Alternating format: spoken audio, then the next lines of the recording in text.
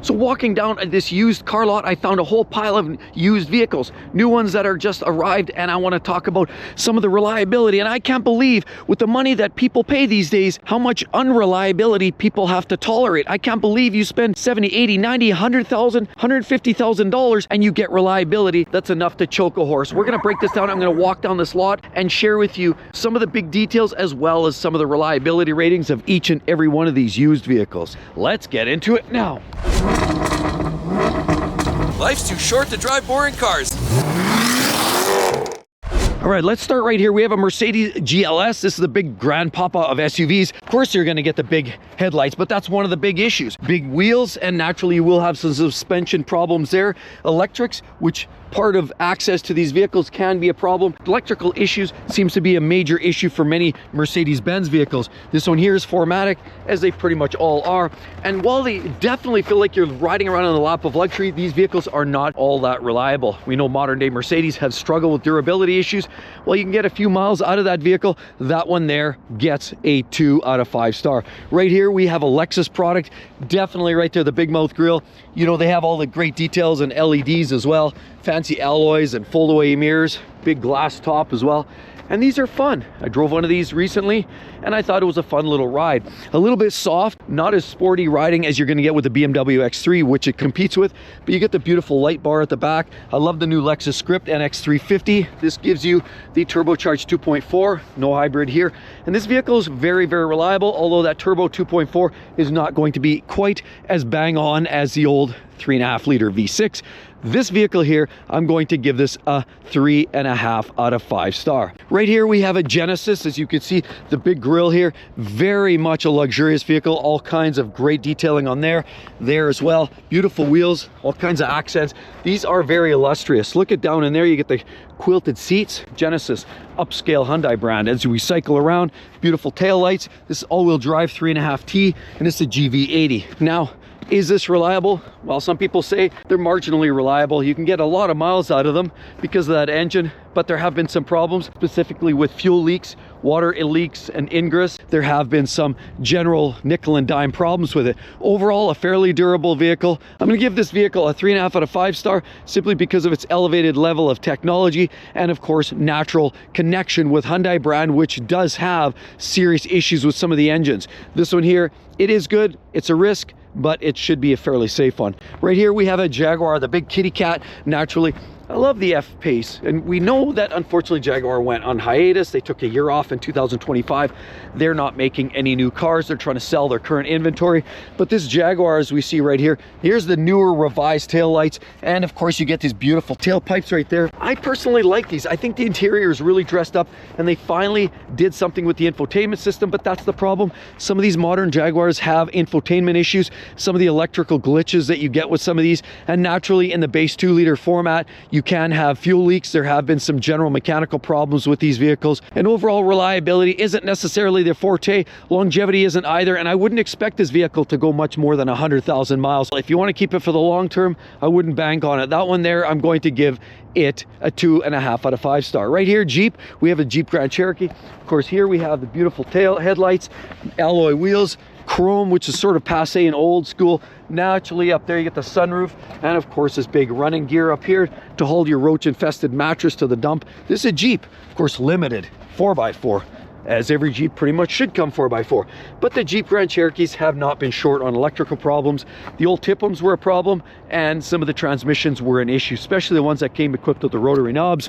And sadly, overall, the Stellantis brands never really seem to fare out very well. Consumers Reports doesn't like these very much either. I'm going to give this vehicle a 2 out of 5 star. Right here, Ford Edge, definitely get the edge of the blade on this one. Not a great vehicle. You know, ST line, they haven't been the most unreliable vehicle by product by Ford, but there you go. You have the old school type tail lights, and naturally it's the blue oval. Great little details there. Alloy wheels. It has nice accents throughout. The interior looks somewhat dressed down, and if you look at these up close, you'll find out exactly what I mean. This vehicle here, I'll give this a 2.5 out of 5 star. Right here, Audi, we have a larger Audi SUV. As you can see, this is slumped down at the back, and that's a big part of the problem, is the premium ride quality, of course, air ride suspension systems, all kinds of technology buried in these modern day Audis. And this being the most premium of the bunch, we're dealing with the Q7, and you get great LEDs, which is nice. But that's the problem, so much technology bearing in modern day Audi products. See, look, even this settles down right there. Something's not working quite right. These vehicles here with the modern technology, the issues, too many idiosyncrasies, too many problems, and generally I would rank this vehicle at a 2 out of 5 star, simply because you've come with that EA888 engine. It's going to be oil burning and problematic. There have been many cases of timing chains, water pump issues, and a whole plethora of issues there. This one here, you get the great LEDs, alloy wheels, fold away mirrors, and I have the car version of this. I have the C300, as this is a GLC 300 Mercedes 4MATIC, means you get the optional all-wheel drive in the 4MATIC, and you do get chrome accents there. You get the big sliding sunroof, and you get a lot of great looks. All of the technology, safety features, it's all wrapped up in there. They try to package a lot of features in this vehicle, and the C-Class is sort of that first major step. Otherwise, many say that the E-Class is where you got to go to actually get into a real Mercedes-Benz. I've had issues popping out. Speakers have come out, body panels have come out, weird noises in the front end, rattly engines, and people have complained that Renault derived engine has unfortunately had significant number of cases with blown engines due to detonation or some other fueling issue that they're complaining about. That vehicle there, I would give this a 2 out of 5 star. Can't believe it for Mercedes. How far have they come? They used to build engines and vehicles that would go hundreds of thousands of miles. And over here we have a big beast. This one here is a real problem area. It's another Ford product. Big beaming headlights. Of course, you get the big grille. And some people love these. What's great, you get the 3 rows, so it's one of those vehicles that gives you that capability. Big alloys. The Aviator here, of course. And naturally, I love the handles. And there's a lot of great details. You'll notice this thing just runs and runs and runs. Actually looks very, very sleek. Lots of problems with these vehicles. The blending doors for the heater system have been known to fail. Water pump impellers catastrophically failing. There's also been lots of complaints of people with the shifter and the transmission right there breaking off in your hand, that being a major issue. Generally just a nickel and dime problem, as well as the rear hatch assembly has been known to crack, break, and be problems there. Water ingress through the sunroof as well as through the sides. Not a great product. One of the worst vehicles that Ford has built in a long time. Lots of complexity, and the quality control just isn't quite there. It looks great, it rides nice when it's running. I would give this vehicle a 1.5 out of 5 star. Right here we have an Alfa Romeo. As you can see, beautiful. I love the headlights on this unit. Look at that gorgeous looking piece there. Of course here, big alloy wheels. You get the Alfa and the big Ferrari style calipers in yellow. Naturally big mirrors. Great details here. Gorgeous unit. If you want to have the European flavor, this is Italian vehicles at its finest. Here, Q4 Alfa Romeo Stelvio right there. Beautiful tailpipes on there. Gorgeous vehicle all the way around. Looks very Euro style, and I personally love these. Now, unfortunately, they get a bad rap. Some of it justified, some of it not as much. I truly believe these are as good or better than modern Mercedes and Audis. Although that being said, it's certainly no Lexus or Acura. You know what, these vehicles here, there have been some electrical problems, shattering brake issues at the back, and the longevity isn't necessarily verified or validated yet. I wouldn't expect to see much more than 120, 150,000 miles out of this vehicle. But you know what, every mile is counted for, and every mile is going to be memorable. It's a gorgeous vehicle, and if you want to drive something with a little more style, this might be it. But you got to keep that battery on a tender, or you will have check engine lights everywhere. That is a common issue. And with that said, this vehicle here, I'm going to give it a 3 out of 5 star, believe it or not. Here, Range Rover. Yep, it speaks for itself. All kinds of issues.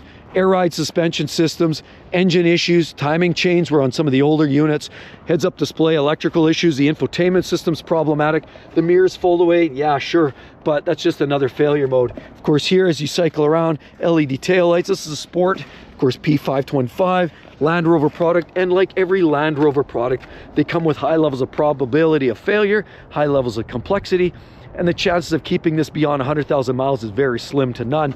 That's why this vehicle here, fun, furious, but I wouldn't expect it to last that long, and I'm going to rate this at a 2 out of 5 star. Right here, we have the Bronco Sport. These are not great. Made in Mexico, not to be mistaken for the full-size Bronco. Of course, you get the big halogens or the big lights, the eyeballs in the front. Of course, you get the Bronco, you're carrying that badge. This one does feel dressed down, and it does feel cheap like this, and more cheap, and there's more cheap, and you'll notice more cheap.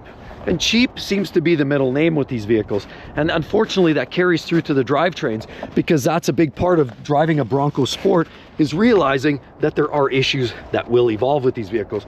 The 2-liter is not as bad. The real problem comes with the 1.5 liter turbo 3-cylinder engine that you're finding very problematic, where they actually bathe a wet timing belt, as well as they drive the oil pump with a belt rather than a set of gears, making it ultra unreliable. And there's been many engine failures allegedly according to that scenario as well. In my opinion, they're built like a dollar store appliance, and you're going to get exactly what you asked for. It's a price point vehicle. They're not overly expensive, but they're also definitely not reliable in any stretch of the imagination. If you want something fun and cute, great. It's good during warranty. If you want to own this expect to own this 7, 8, 9, 10 years, forget it. Likely won't happen. This vehicle here, 2 out of 5 star on the Bronco Sport right there. Of course, over here, Nissan Kicks. Just give this the boots already. Yeah, I'm going to give that a 2 out of 5 star. CVT transmission, electrics. Very simple. There's less to fail on it, but the stuff that does fail can get problematic, pricey, and of course, write that vehicle off. With a bad transmission, that's all it takes out of warranty, and then it sits on the lot like this. Of course, Discovery Sport, these aren't great. Electrics, electrics, electrics. Rear hatch a problem, suspension issues, and did I say electrics? That vehicle there, 2 out of 5 star. Here's the next one. We have a Ram, of course. No big surprise. Everybody likes a Hemi. As you'll notice, this one's a half-ton with a 5.7 Hemi. Everybody likes the big V8 towing power in the Ram, and they do have some of the best interiors of the current generation of pickup trucks when you compare them to vehicles like GM as well as Ford. These do carry a nice interior finish, and they definitely feel very muscular, powerful engine. But that 5.7 comes with problems. Have you heard of the Hemi tick? Yeah, it's not uncommon for shortages of oil to get up in the top end of the engine where it's needed, and it starts creating extra wear and tear and starts creating a tick. At idle, you really notice it, and that's a problem. These vehicles here, I'll give them a 2.5 out of 5 star. Here we have a Toyota. Clearly, this is a hybrid. Very simple, but they do give you some nice touches. They do give you this big sunroof on top. This is the RAV4, and again, I was already mentioned, a limited, so this gives you more features. It's more an upgrade. Whatever features you can get in this vehicle, they will give it. This is the loaded up version, and it's very, very reliable. It's Toyota, it's RAV4 with hybrid technology evolving. Most of the mainstream manufacturers just can't quite get it in the same way that Toyota does, and Toyota does know how to make a reliable hybrid system. This vehicle here, I would give this a 4 out of 5 stars, simply because it's not the simplest of vehicles that they make, and even though it's great and reliable, it does get a 4 out of 5 star. Now, this is the outgoing Ford Explorer. What can you say? I think that kind of speaks for itself, don't you think? Right there, flex fuel, which was a problem as well. Anything that's flex fuel or cylinder deactivation has not been a problem. We also know police were running these, and there were in some cases problems with CO managing to find its way into the cabin. Overall, not a great unit. Transmission problems, fuel issues, and all kinds of electrical issues. Also paint problems with some of these vehicles, and some people do love these vehicles, but look, paint verified. Yeah, they're not the greatest. People love them, they're popular, police use them, they're all over the place, but that's Ford. They sell them in mass. But with that said, these vehicles here, I'll give them a 3 out of 5 star. The Kia Seltos, yeah, not a great vehicle. It's Kia, it's cute. The transmission's a little bit sluggish. The engine's a little bit noisy. And while it has some nice technology, there have been problems as well with the transmission getting locked up and you're not able to get it into gear or out of gear. That has been an issue. And because it's a Kia of that previous generation, I almost would anticipate problems with the engine. And on that note, I'm going to give this vehicle a 3 out of 5 star. If you don't have one of the key engine issues, you will probably have yourself a relatively reliable vehicle. As opposed to the Bronco Sport, which is a smaller one, this is based on the full-size Bronco. As you'll notice, you get all the extra detailing like that, different taillights. It looks a lot more like a Jeep, and that was the market they were going for. They're going really more off-road, although this is obviously more of a highway rubber. You get the hard top, although you can get these also in a soft top. You get the big colored painted handles. You can get bigger wheel packages. This is nice painted there. Some of these have bigger flares available to them. And you do get the twin turbo V6 EcoBoost engines as opposed to the little 3 or 4 cylinder engines in the Sport. These vehicles do have a slight improvement on reliability because of the V6 being a little bit more durable than the 4 and the 3 cylinders. This one does give you the outer banks, and there's a lot of plastic. It's still a Ford product. It's not the best built. It's not the most amazing vehicle. There are issues, of course, with that. There were in certain models, certain engines, dropped valves, intake valves, and there were, of course, some issues with NHTSA recognizing those recalls, and naturally there were class action lawsuits for some of these engines that were blowing those intake valves. There's also issues with water ingress, issues with transmissions, and generally even some electrical related gremlins with these vehicles. I'm going to give this unit a 3 out of 5 star. Right here we have this great little Infiniti. We spoke of these before. They're absolutely great. It's too bad they're gone away. They're a little simplistic. You get that little headlight, very simple. Of course, alloys, two-tone, very nice. Very basic here, two-tone, looks classy with that chrome little sunroof on top. And naturally, look, you get this beautiful little detail right here, this little wing that gives it a little bit of spice. You're dealing with the Q50S signature, and it's all-wheel drive. Naturally, these come in a couple of different configurations, a high output and a lower output, 300 and 400 horsepower, twin turbo V6, torque converter auto, and that's the reason that's sort of part of the older generation that actually had more durable drivetrains. The problem is the rest of the platform feels a little dated, and that's why sales were not great, and that's also why these vehicles were getting put to pasture. Nobody wants them, nobody loves them, and Infiniti, I don't know why, but in all their infinite wisdom, in my opinion, carrying on with the CVT and some of their other models, is just asking for trouble. These vehicles here are actually fairly reliable. I'm going to give this vehicle a 3.5 out of 5 star. Now moving over here to VW, this one here has the LED taillights, very much like a lot of the Audi products, and you'll look at this and you'll see very similarities with some of the, you know, the A3s, the A4s. This looks like an A4 product, of course, very much built on the same platform. This is a GLI. You do get this great little wing on here. This is their sportier Jetta. As you can see, all kinds of great detail here. It's a nice sharp little sight lines and GLI badging right there. So you cycle around, LED headlights, a little bit of a strip with these big beams, and of course Volkswagen. They do tend to dress them down a little bit because they don't want to outdo their big brother from Audi and then stepping on toes. You do get these nice little red details to bring a little sporting effect in there. There's no heads-up display. There is a big sunroof on top, so they are giving you a mixed bag of features that you're going to find in the Audi products without going all in. Volkswagen VAG have not seen high levels of durability in recent years. This one here, I'm going to give it a 2 out of 5 star.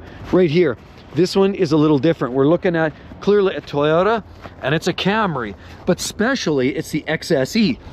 The XSE in this vehicle, as you'll notice, it gives you this great detail, not just the LEDs, not just the great wheels, but it gives you this like black tone up here. You get the bigger sunroof, which isn't standard in the lower trim levels. You also get nice detailing here, gorgeous headlights, and because it's the XSE, we're talking about the 3.5-liter V6, one of the most reliable engines Toyota has ever known, as well as Lexus. It's unfortunate that that engine is going away, but that 3.5-liter V6 under the hood is just one of those drivetrains that keeps this vehicle going. This vehicle, well maintained, can easily go 3, 4, maybe 500,000 miles, service the oil, and that means twice as frequently as the manufacturer says, because in my opinion they actually spread it out a little too far. But this vehicle with a 3.5-liter V6 and the automatic transmission means that it's one of the best vehicles that Toyota has ever made. If you were looking for reliability, it's fun, it's cute, has all the luxury amenities, feels like a Lexus with the glass and all the other features and the leather. Does really almost stand on the toes of the modern day Lexus IS vehicles. The only difference is this is driven on a primarily front wheel platform and extends out a little extra rear-wheel drive support. But these vehicles here are absolutely gorgeous, wonderful to drive, and reliable. So I'm going to give this vehicle a 4.5 out of 5 star. C43 AMG, we've talked about these before, not all that reliable. I also have the C-Class coupe like this. Of course, I don't have the wing, but these vehicles here, even with their great alloys and nice two-tone handles, these are kind of chintzy. The sunroof works, but there have been talks about how these sunroofs, customers complain, coming off the rails or shattering. There's been discussions, a lot of electrics. We've had problems with this, where all of a sudden we have all kinds of lights on our dashboard telling us we have faults with this, faults with your sensors, faults with sensors everywhere. We get these rolling yellow light fault lights that tell us there's all kinds of problems, and that's not uncommon. Here we have a whole pile of C-Class Mercedes-Benz. The only good thing that differs this one from these other ones over here is this one here, it says C43 on it, and that gives you the more reliable V6 engine in the twin turbo format, as you see up there. as opposed to what you'll notice on some of the lower trim level vehicles. These are all C43s, and you'll see all AMG packaged vehicles. But again, it's these bi-turbos. Twin turbo with the 4MATIC is one of their better engine setups, and that's the one to get. With that said, you get the C300 or any of the lower trim level engines, you're getting a Renault engine, not the best durability records. And I'm going to give this vehicle, if you're talking about the C43, I'm going to give this a 3 out of 5 star. If you're talking about the C300, unfortunately relegated to 2 out of 5 star. And with all of that said, be sure to check out right there. You want to know some of the most reliable vehicles for 2025? You're going to want to see that. Hope to see each and every one of you on the next one. See you real soon. Bye-bye.